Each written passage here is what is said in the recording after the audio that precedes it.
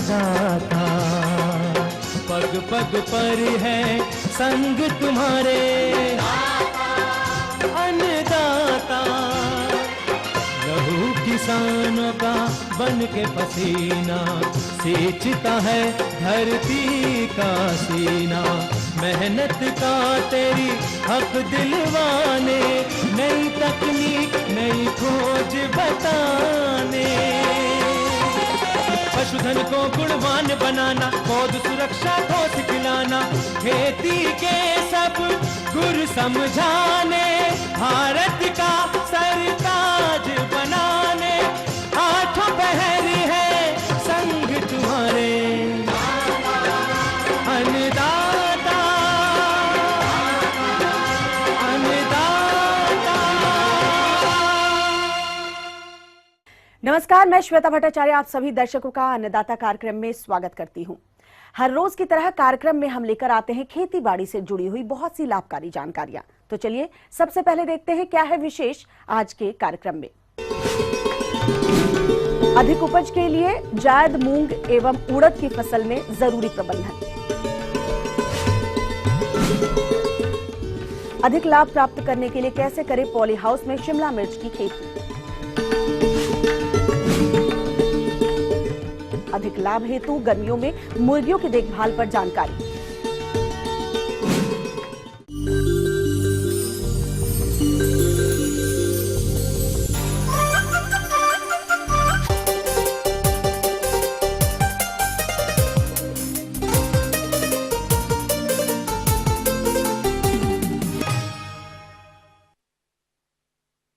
प्रदेश के जो किसान जायद, मूंग और उड़द की खेती कर रहे हैं वो फसलें बुआई के समय अनुसार बढ़वार की अलग अलग अवस्थाओं पर होंगी।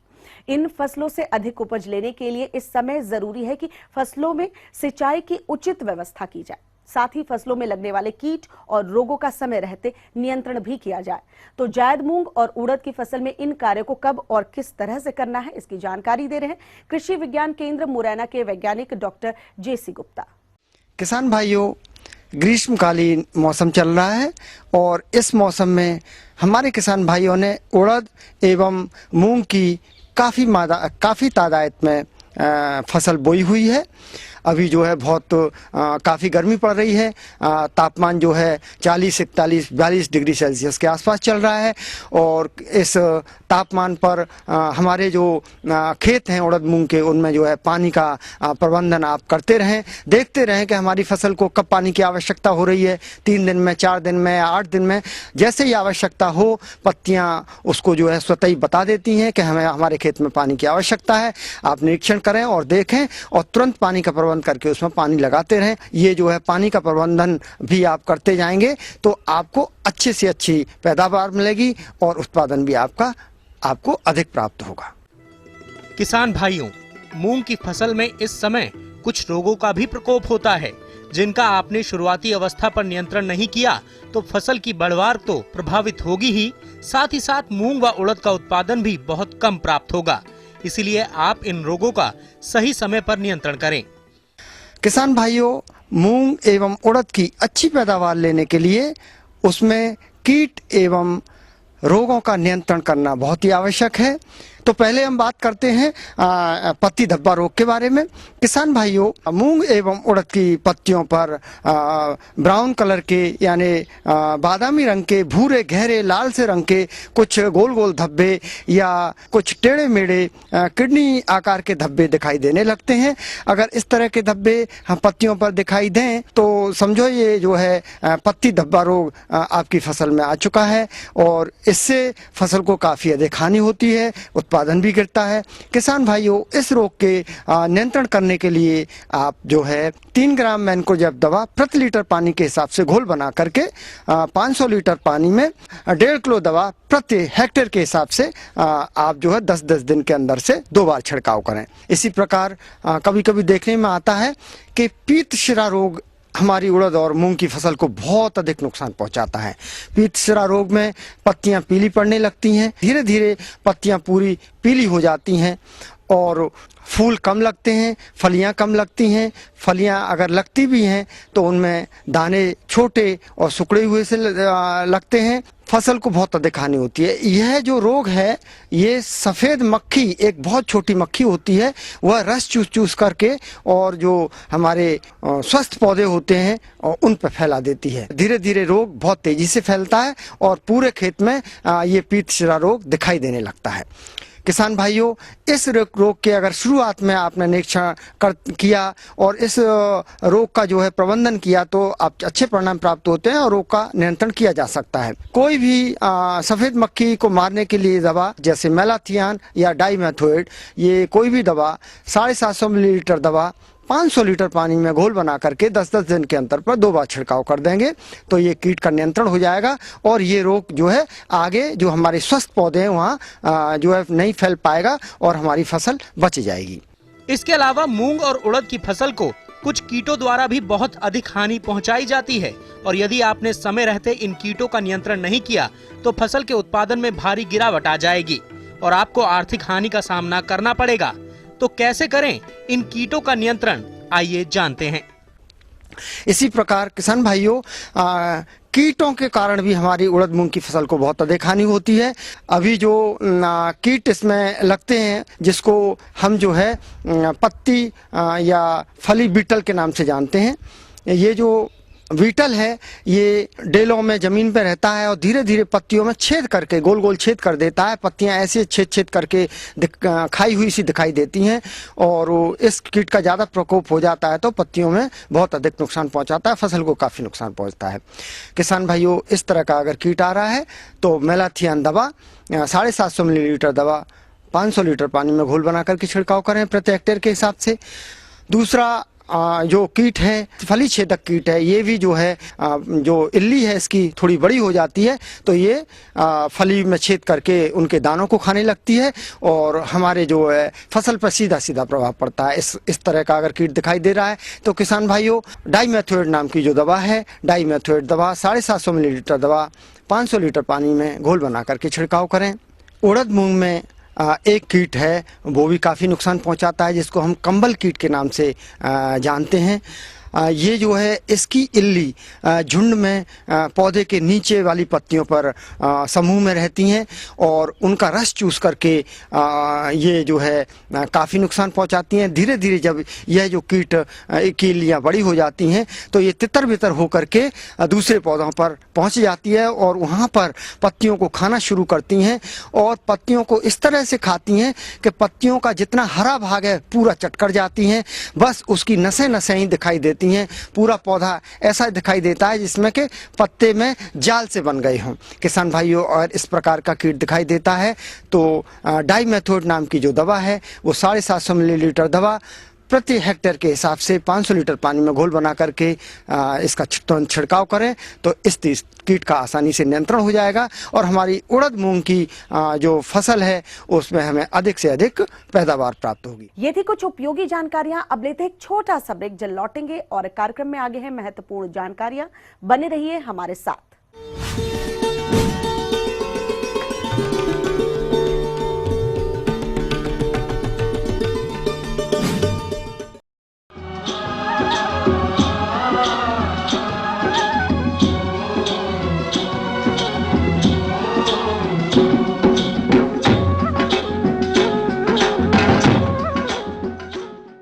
ब्रेक के बाद एक बार फिर से आप सभी दर्शकों का अन्नदाता कार्यक्रम में स्वागत है। बढ़ते हैं अगली प्रस्तुति की ओर।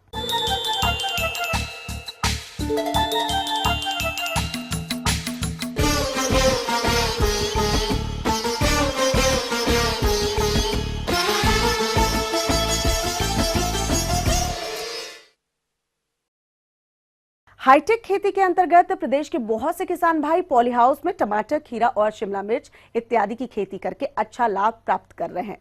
इसी लाभ को देखते हुए जो किसान भाई पॉली हाउस में शिमला मिर्च की खेती करना चाहते हैं वो कौन कौन से वैज्ञानिक पहलुओं को ध्यान में रखकर इसकी खेती करें जिससे कि उन्हें आगे चलकर इससे अधिक लाभ की प्राप्ति हो सके, इस बारे में उचित सुझाव दे रहे हैं कृषि वैज्ञानिका डॉक्टर इंदु अरोड़ा।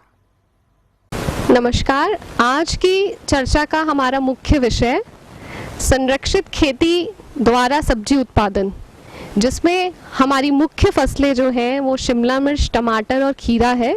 यदि शिमला मिर्च की बात करें तो प्रदेश के तराई क्षेत्रों में इसकी खेती खुले क्षेत्र में तो की जाती है, लेकिन पॉली हाउस की तुलना में खुले क्षेत्र से उपज कम प्राप्त होता है। साथ ही फलों की गुणवत्ता भी ठीक नहीं होती है।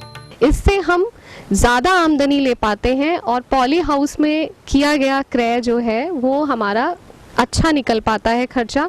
किसान भाई जो लोग पॉली हाउस ड्रिप के माध्यम से सरकार हमारी सब्सिडी दे रही है उसका लाभ ले रहे हैं या लेने के इच्छुक हैं, उनके लिए संरक्षित खेती चाहे वो पॉली हाउस में की जाए या फूल और सब्जियों की खेती इस गर्म मौसम में जो आगे का समय है शेड नेट में किया जाए, दोनों ही का लाभ ले सकते हैं।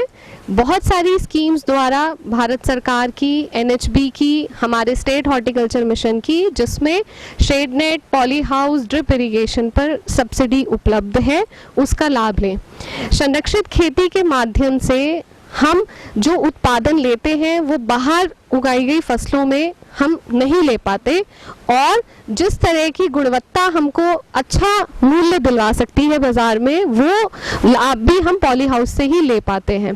तो हम अपने किसान भाइयों को शिमला मिर्च की संरक्षित खेती के बारे में आज कुछ मुख्य बातें बताएंगे, क्योंकि प्लेन में तराई इलाकों में शिमला मिर्च अगर हम बाहर लेते हैं तो फल बहुत ही छोटा और बहुत मुड़े हुए फल आते हैं, जबकि पहाड़ के किसान अंदर और बाहर दोनों ही जगह शिमला मिर्च ले पाते हैं।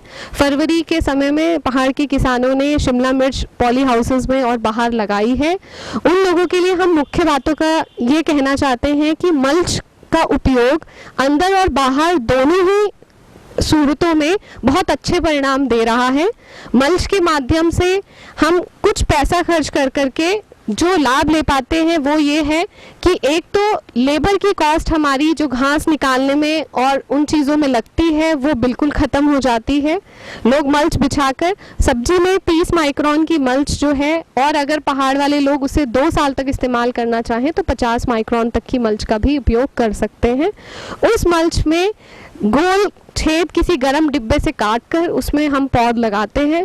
गुड़ाई निराई का खर्चा बच जाता है। जो आप पानी खाद दे रहे हैं वो पौधों को बहुत अच्छे रूप में उपलब्ध हो पाती है। मल्च की गुणवत्ता का एक लाभ ये भी है कि अगर आप ड्रिप सिंचाई पद्धति का उपयोग कर रहे हो और नहीं तो पॉली हाउस शेड नेट में ज़रूर करना ही चाहिए, उसको मल्च के नीचे ही जब वो पाइप रहते हैं तो वहीं पौधों के पास ही बूंद बूंद सिंचाई द्वारा खाद और पानी मल्च के अंदर ही पौधों तक पहुंच जाता है और बहुत अच्छे रूप में पौधों को उपलब्ध हो पाता है। वेंचुरी का उपयोग करें या घुलनशील खादों को पानी में घोलकर ड्रिप के माध्यम से पानी के साथ ही चलाने में बहुत अच्छे परिणाम सामने आ रहे हैं।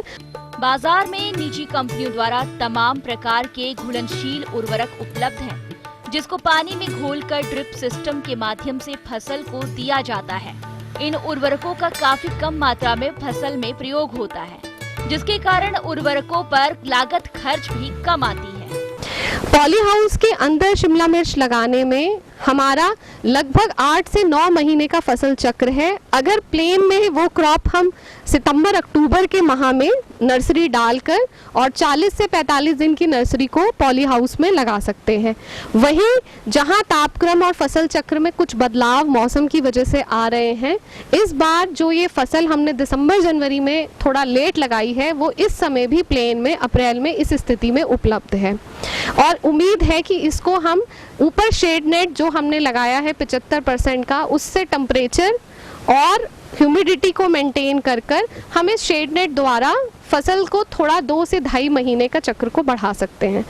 जो पहाड़ के किसान जिन्होंने फरवरी के मौसम में अभी शिमला मिर्च लगाई है जनवरी फरवरी में, उन लोगों के लिए भी इन बातों को ध्यान रखने की ज़रूरत है कि जो 5-6 महीने का फसल चक्र है वहाँ ड्रिप के माध्यम से आप हर 10 से 15 दिन में, जब फसल को लगाए हुए आपकी पौध को लगाए हुए 30 दिन हो गए, उसके बाद 15 दिन के अंतराल से आप घुलनशील खाद का उपयोग नाइट्रोजन और पोटाश का करना शुरू कर सकते हैं। पोटाश का मुख्य उपयोग जब फल बनने लगता है या फूल से फल सेटिंग का समय होता है तब से शुरू होता है। शुरू के समय में नाइट्रोजन की आवश्यकता पौधों को उसकी बढ़त के लिए ज़रूरत होती है। वहीं पोटाश का मुख्य उपयोग जो है फूल से फल बनने की स्थिति में और फल की अच्छी क्वालिटी के गुणवत्ता युक्त लेने के लिए इस्तेमाल में आता है। फास्फोरस का उपयोग बेड बनाते समय और फसल लगाने से पहले ही कर लेने की सलाह दी जाती है। अगर हम बात करते हैं सिंचाई की, तो एक मुख्य बात जो पॉली हाउस में ध्यान देने की है कि कभी भी पॉली हाउस में सिंचाई दिन के समय में ना की जाए। हमेशा स्प्रे करने, दवा डालने का समय 2 से 3 बजे दोपहर के समय का रहता है। हमेशा दोपहर बाद ही स्प्रे किया जाए और जो पानी भी चलाया जाए वो 3, 4, 5 बजे शाम के समय में चलाया जाए, क्योंकि दिन में जब वो पानी भाप बन के उड़ता है तो बहुत सारी बीमारियों को उमस बढ़ाने के कारण निमंत्रण देता है। ये कुछ मुख्य बातें हैं जो पॉली हाउस की खेती की तरफ बढ़ रहे किसानों को जानना ज़रूरी है, ताकि वो उन छोटी गलतियों से बच सकें जिसके द्वारा वो बिना कारण ही नुकसान उठाते हैं। 1000 वर्ग मीटर क्षेत्रफल के पॉली हाउस से 150 से 200 क्विंटल शिमला मिर्च का औसत उत्पादन मिलता है, जो 3000 रुपए प्रति क्विंटल के औसत बाजार भाव से बिकता है। इस प्रकार 1000 वर्ग मीटर से आप 3 से 4 लाख की शुद्ध आय कमा सकते हैं। आगे और भी है कुछ रोचक जानकारियां, पर यहाँ पर रुकेंगे एक और कमर्शियल ब्रेक के लिए। जल्द हाजिर होते हैं।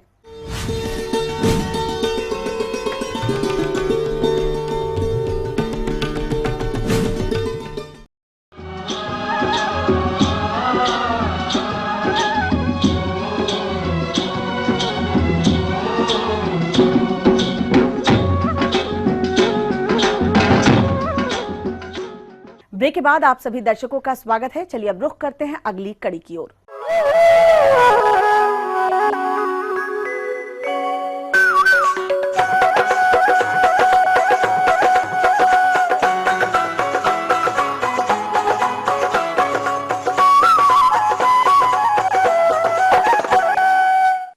हमारे राज्य में बहुत से किसान मुर्गी पालन व्यवसाय करके अच्छा लाभ प्राप्त कर रहे हैं, लेकिन अभी दिन प्रतिदिन तापमान बढ़ता जा रहा है। ऐसे में इनकी कुछ विशेष देखभाल की आवश्यकता होती है।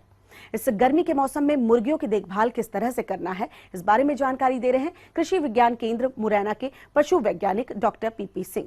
आज मैं आपको गर्मी के मौसम में मुर्गियों में, विशेषकर ब्रॉयलर मुर्गियों में किस प्रकार से देखभाल एवं प्रबंध की सुधार किए जाए, क्या क्या उसमें परिवर्तन किए जाए, इस विषय पर बात करना चाह रहा हूं। तो सबसे पहली बात तो जैसा कि अपन देख रहे हैं कि गर्मी अपने प्रचंड रूप में आ चुकी है, और तो इसके लिए क्या है कि सबसे महत्वपूर्ण बात है, अगर मुर्गी पालन के व्यवसाय से किसान जुड़े हैं तो उसमें गर्मी के मौसम में मुर्गियों में बहुत ज़्यादा परेशानी आती है और हीट स्ट्रेस की जो समस्या है वो मुर्गियों में आती है। तो इसके लिए अपने को कुछ प्रबंधन में ऐसे सुधार करने होंगे कि जिससे कि अपन हीट स्ट्रेस जो मुर्गियों को हो रही है उसको काफ़ी हद तक अपन कम कर सकें, जिससे कि उस स्ट्रेस के कारण जो उत्पादन पर पड़ने वाले प्रतिकूल प्रभाव है उनको कम किया जा सकता है। गर्मी के मौसम में मांस वाली मुर्गियों की अत्यधिक मृत्यु होती है, इसलिए हमें इस समय मुर्गियों के आवास में उचित वातावरण बनाए रखने की व्यवस्था करनी होगी। तो इसके लिए आप आवास प्रबंधन करते समय कौन कौन सी बातों का ध्यान रखें, आइए जानते हैं। देखिए, जैसे कि मैंने बताया कि गर्मी में सबसे ज़्यादा मुर्गियों में हीट स्ट्रेस होती है, तो उसके लिए अपने को एक तो बाड़ा है, उसमें मान लीजिए अपन शुरू में बैच डाल रहे हैं तो उसमें एक तो डैम्पनेस नहीं होनी चाहिए, और जो बुरादा अपन ने छिड़का हुआ है बेडिंग मटेरियल के रूप में या डाला हुआ है उसमें ऐसा नहीं होना चाहिए कि वो बहुत अधिक सूखा हो या बहुत अधिक नाम हो, क्योंकि जब वो बहुत अधिक सूखा होता है तो उसकी डस्ट उड़ती है जो कि उसमें रेस्पिरेटरी इन्फेक्शन पैदा कर सकती है। दूसरी बात यह है कि गर्मी के मौसम में जब तेज गर्म हवाएं चलती हैं तो वो गर्म हवाएं शेड की जालियों के माध्यम से मुर्गी के शेड में एंटर करती हैं या मुर्गी के बाड़े में चली जाती हैं, उससे कि गर्मी का डायरेक्ट प्रभाव जो है वो मुर्गी पे पड़ता है। तो उसके कारण क्या होता है कि मुर्गियों में जो टेम्परेचर रेगुलेशन की मैकेनिज्म है या जो तापमान को नियंत्रित करने वाली मैकेनिज्म वो डिस्टर्ब होती है। तो उसके लिए अपने को ये करना चाहिए कि मुर्गियों के जो बाड़े हैं उनको टाट की बोरियों से ढक के रखना चाहिए, और ये टाट की बोरियां दिन में पूरी तरह से ढक के गर्मी जब प्रचंड रहती है उस समय रखना चाहिए, और सुबह शाम इनको खोल देना चाहिए। साथ ही साथ उसमें यह है कि वातायन या वेंटिलेशन का विशेष रूप से ध्यान रखना चाहिए, क्योंकि कई बार ऐसा होता है कि हम पूरी खिड़कियां ढक देते हैं और जो अंदर की कार्बन डाइऑक्साइड युक्त गर्म हवा है वो बाहर नहीं निकल पाती, तो उसके कारण मुर्गियों में ह्यूमिडिटी शेड में बहुत ज़्यादा बढ़ती है और परेशानी होती है। तो उसको निकालने का भी प्रबंध अपने को करना चाहिए। गर्मी के मौसम में मुर्गियों के शरीर का उचित वृद्धि और विकास हो, इसके लिए आपको मुर्गियों की उम्र के हिसाब से दाना तो बदल कर देना ही है, साथ ही साथ दाना संतुलित भी हो, इस बात का भी ध्यान रखना होगा। तभी आप मुर्गी पालन से अधिक लाभ ले सकते हैं। इसके अलावा अपने को ये प्रयास और करने चाहिए कि जो भोजन है उसको भी अपन कुछ अंतराल दे के दें। जैसे ठंडे समय में जो है भोजन ऑफर करें। वैसे तो मुर्गियों के बाड़े में अगर अपन देखें तो जो बर्तन है, फीडर है, उनमें भोजन हमेशा ही रहता है, लेकिन प्रयास ये करना चाहिए कि सुबह शाम थोड़ा सा गैप दे के अगर उसको दें तो ज़्यादा अच्छा रहेगा। दूसरा क्या है कि किसी भी प्रकार का सडन चेंज है, मतलब एकदम से भोजन को देने के समय में या मात्रा में एकदम से सडन चेंज या तुरंत आकस्मिक परिवर्तन नहीं करने चाहिए। जो भी हमको थोड़े बहुत परिवर्तन या मैनिपुलेशंस करने हैं उनको धीरे धीरे करें और स्टेप बाय स्टेप करें। ऐसा नहीं है कि आज हमने सुबह उनको जो फीडर है उसको भर दिया और फिर जैसे ही वो खाली हुआ उसके बाद 2-4 घंटे का गैप कर दिया। अगर अपने को 3-4 घंटे का गैप करना भी है तो उसको धीरे धीरे बढ़ाएं। पहले दिन आधा घंटा करें, फिर दूसरे दिन 1 घंटा, फिर तीसरे दिन 2 घंटा, इस प्रकार से बढ़ाएं। दूसरा, इसके अलावा जो पीने का पानी है उसको भी प्रयास ये करना चाहिए कि साफ एवं स्वच्छ होता है। कई बार ऐसा होता है कि बोरिंग से पानी आ रहा है और उसमें कहीं सीवर लाइन टच होती है, जिसके कारण कि पानी कंटेमिनेट हो जाता है और इकोलाई का इन्फेक्शन होने की संभावना हो जाती है। इकोलाई के इन्फेक्शन होने से कॉलीबैसिलोसिस और अन्य इसी प्रकार की कई बीमारियां हैं जो मुर्गियों में हो जाती हैं और इनसे उत्पादन में भी कमी आती है और कई बार इसमें मुर्गियों की मृत्यु भी हो जाती है। जो मुर्गियों को पीने वाला अपन पानी देते हैं उस पानी को हमको ये प्रयास करना चाहिए कि वो पानी ठंडा रहे, साफ स्वच्छ रहे और उसको बार बार अपने को दिन में 4 या 5 बार अपने को बदलते रहना चाहिए। दूसरी बात यह है कि गर्मी से लड़ने के लिए मुर्गियों में विटामिन सी और इलेक्ट्रोलाइट्स के कई प्रिपरेशन जो बाजार में उपलब्ध है उनका प्रयोग करना चाहिए, जिससे कि हीट स्ट्रेस के कारण हो रहे नकारात्मक प्रभाव है उनको कम कर सकें। गर्मी के समय मुर्गियों में कुछ रोग भी आते हैं जिनकी रोकथाम और इलाज की जानकारी हमारे मुर्गी पालक किसानों को नहीं होती तथा उनकी मुर्गियां बड़ी तेजी से मरने लगती हैं। तो आप इन रोगों से अपनी मुर्गियों को बचाने के लिए टीकाकरण किस तरह से करें, आइए जानते हैं। इसके अलावा क्या है कि जो रूटीन वैक्सीनेशन अपन मुर्गियों में करते हैं, जैसे अगर मुरैना चंबल अंचल की बात करें तो यहाँ रानीखेत एवं गंबोरो बीमारियाँ लगभग वर्ष भरी मुर्गियों में आती हैं। तो इन बीमारियों का जो टीकाकरण है वैसे तो अपने को हमेशा ही ठंडे आवर्स में करना चाहिए या दिन के समय जो ठंडा मौसम रहता है उस समय करना चाहिए, लेकिन गर्मियों में विशेष रूप से ध्यान रखना चाहिए कि अगर अपन इनका टीकाकरण करा रहे हैं तो सुबह बहुत जल्दी या शाम को बहुत देर से करना चाहिए, जिससे कि उनमें टीकाकरण के कारण होने वाली अतिरिक्त स्ट्रेस या तनाव को कम किया जा सके। इसके अलावा जो टीकाकरण मतलब कुछ टीके ऐसे होते हैं जो कि पीने के पानी में मिलाए जाते हैं, तो उनके लिए पानी की जो व्यवस्था है वो भी ऐसा करना चाहिए कि भूमिगत जल हो और उसमें क्लोरीन वगैरह से ट्रीटेड ना हो, क्योंकि कई बार ऐसा देखा गया कि जो नगर निगम क्षेत्र हैं उन क्षेत्र में पानी की व्यवस्था जो है क्लोरीनेटेड वाटर उपयोग कर लेते हैं कुछ किसान भाई। तो उस परिस्थिति में क्या होता है कि क्लोरीनेटेड वाटर के संपर्क में आने पर वैक्सीन या जो टीका है वो इनएक्टिवेट हो जाता है और उसका अपना प्रभाव नहीं रहता। तो इसका विशेष ध्यान रखना चाहिए। तो ऐसे में अपने को कुछ विशेष सावधानियां ये जो मैंने बताई हैं इनको रखेंगे तो निश्चित रूप से ही गर्मी में जो हीट स्ट्रेस के कारण तनाव होता है, जिसके कारण मुर्गियों पर प्रभाव पड़ता है और उनके उत्पादन में गिरावट आती है, इसको काफ़ी हद तक कम किया जा सकता है। हालांकि पूरी तरह अपन खत्म नहीं कर सकते, लेकिन काफ़ी हद तक कम किया जा सकता है, जिससे कि जो उत्पादन में होने वाली गिरावट है उसको काफ़ी हद तक रोका जा सकता है और होने वाली क्षति को कम किया जा सकता है।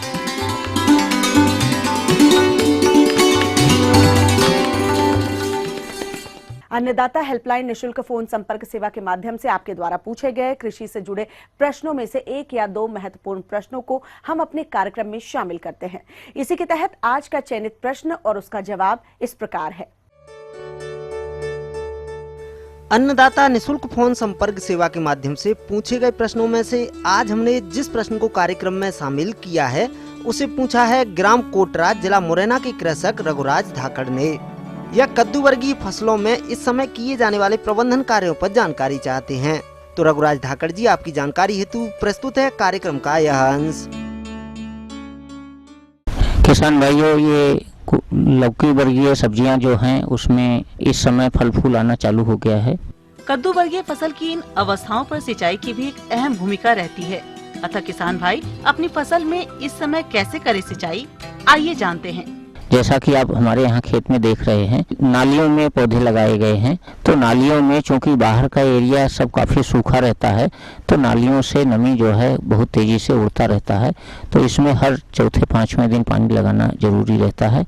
एक चीज़ और सावधानी रखनी है कि जब भी आप पानी लगाते हैं तो पौधे जो है नाली में यदि चले गए हैं तो उनको निकाल करके बाहर करते रहें, जिससे पौधे डैमेज ना हो। और यदि आप पूरे खेत में लगाते हैं पानी तो बहुत ज़्यादा पानी लगता है। दूसरा ये है कि पानी के संपर्क में जो फल रहते हैं, जो पौधे रहते हैं, वो भी सड़ने लगते हैं या ख़राब हो जाते हैं। तो इस तरह से यदि आप करते हैं तो निश्चित रूप से आपको लाभ होगा। किसान भाइयों, अब बात करते हैं उर्वरक प्रबंधन की। तो जिन किसान भाइयों की फसल की बढ़वार ठीक तरह से नहीं हो पा रही है, तो वह इस समय कैसे करें उर्वरकों का प्रबंधन? यदि आपके पौधों की ग्रोथ अच्छी नहीं हो रही है तो बहुत ज़्यादा यूरिया डालने की आवश्यकता नहीं है।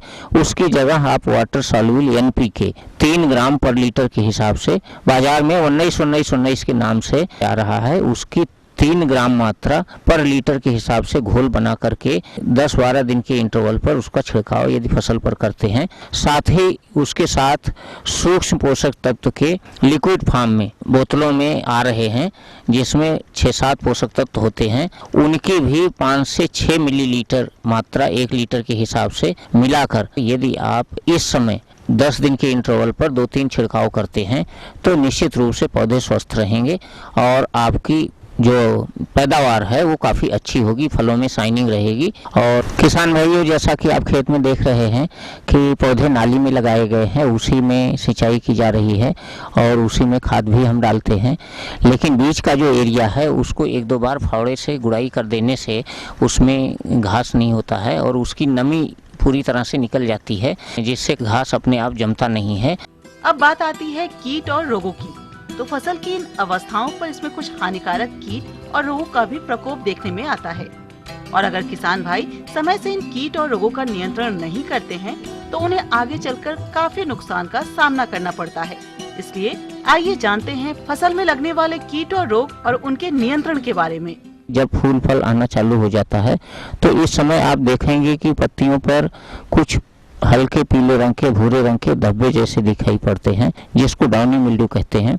इसकी रोकथाम के लिए 2.5 से 3 ग्राम पर लीटर के हिसाब से इंडोफिल M45 का छिड़काव जो है, जब भी आपको पत्तियों पर इस तरह के धब्बे दिखाई पड़ते हैं तो 10 से 15 दिन के इंटरवल पर 2 बार छिड़काव कीजिए तो ये समस्या कम हो जाएगी। दूसरा एक चीज ये है कि पत्तियों पर सफेद रंग की लाइन जैसी दिखाई पड़ती है, उसमें एक कीड़ा होता है जिसको लीफ माइनर कहते हैं। इसकी रोकथाम के लिए सिस्टमेटिक इंसेक्टिसाइड इमिडाक्लोरोपिड 1 मिलीलीटर दवा 1 लीटर पानी में घोल करके इसका भी 10 से 12 दिन के इंटरवल पर 2 से 3 छिड़काव करना चाहिए। और दूसरी बात यह है कि जब भी फल आपके तोड़ने लायक हो जाएं तो जल्दी जल्दी फल तोड़ते रहना चाहिए। खीरा में खास करके हर 1 दिन के 2 दिन के इंटरवल पर फल यदि तोड़ते रहेंगे तो उससे फलत आपकी बढ़ जाएगी और बाजार में भी उसका अच्छा मूल्य मिलेगा। अब आइए देखते हैं कल दिखाए जाने वाले कार्यक्रम की मुख्य झलकियां। सफल डेयरी व्यवसाय कर एक पशुपालक कमा रहे हैं लाखों का मुनाफा। मौसम पूर्वानुमान रिपोर्ट के आधार पर किसानों को कृषि सलाह। हम ये उम्मीद करते हैं कि आज का कार्यक्रम आप सभी दर्शकों के लिए उपयोगी रहा होगा। किसान भाइयों, अन्नदाता आपकी सेवा के लिए संकल्परत है। कृषि संबंधित समस्या और सुझाव के लिए आप हमें इस पते पर संपर्क कर सकते हैं।